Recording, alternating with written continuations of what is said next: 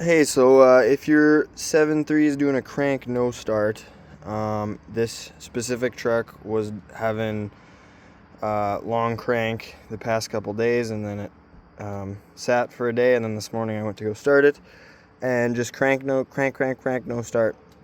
My first thought was maybe glow plugs or the glow plug relay.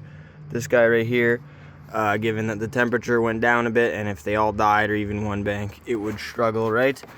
So this guy here that my light is on, that is the pressure for the injection system, the oil. I don't know what the fuck it's called, but that guy.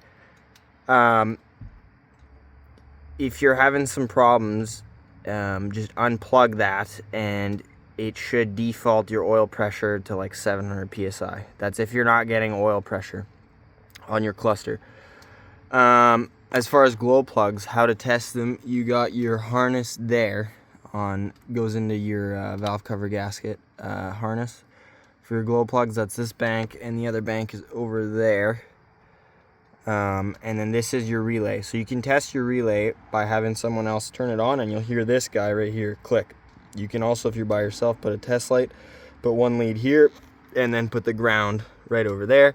Test light should turn on. If that doesn't turn on, then your relay is smoked. You can also test each glow plug individually.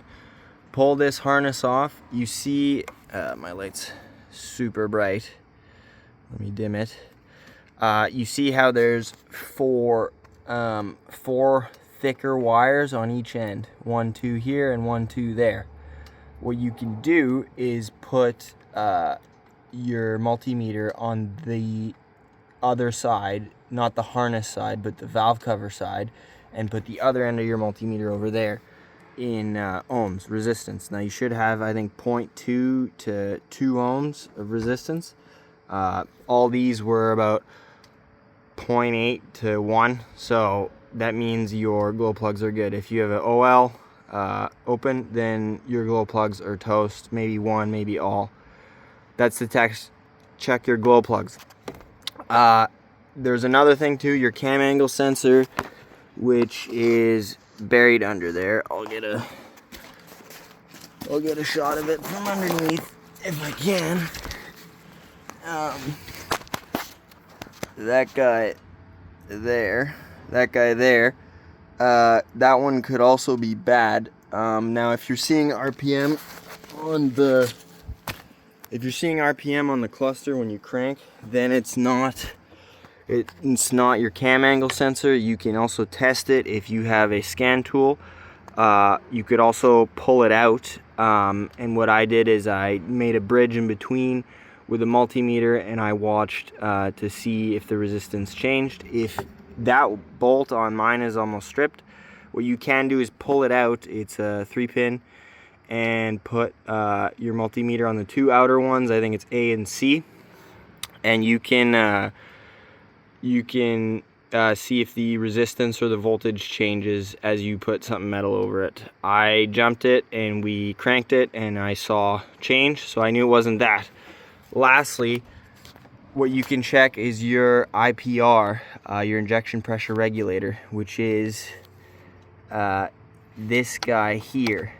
Now there's a connector on that guy. You just pull that metal tab up, pull the connector off. You have a tiny little nut guy on the end, that guy there. You pull that off, and then this is an electromagnet.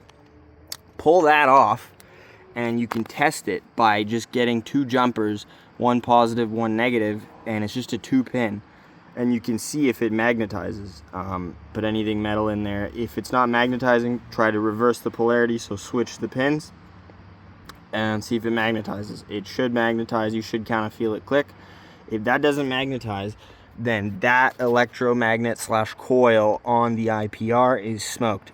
Check your wiring as well on this guy. They love to disintegrate. Now the problem on this truck was I pulled the electromagnet out. Everything was fine. I pulled the actual IPR out, and I think it's a 1 1/8 deep socket, but it's deeper than you think, so I had to drill out the backside of it.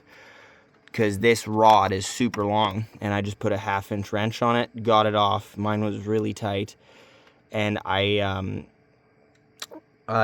cleaned it out with Brakes and Park cleaner. It had like some sludge in it.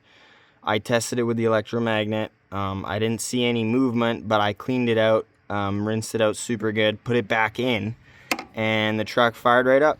So that was the issue on this specific truck. You can also check that, I don't know if you can see that Allen right there. If you're not getting oil pressure to this guy, this reservoir for the basically hydraulically controlled injectors, you can pop that Allen out and see if there's oil in the top of this. If there's not oil, then you have a problem related to that. That was the diag process I went down with this thing, and long term I'll probably throw in a injection pressure regulator, brand new one, but they're about $400 or $500, and it was pretty dirty and it fired right up. So hopefully that helped you guys. Sorry about the one take.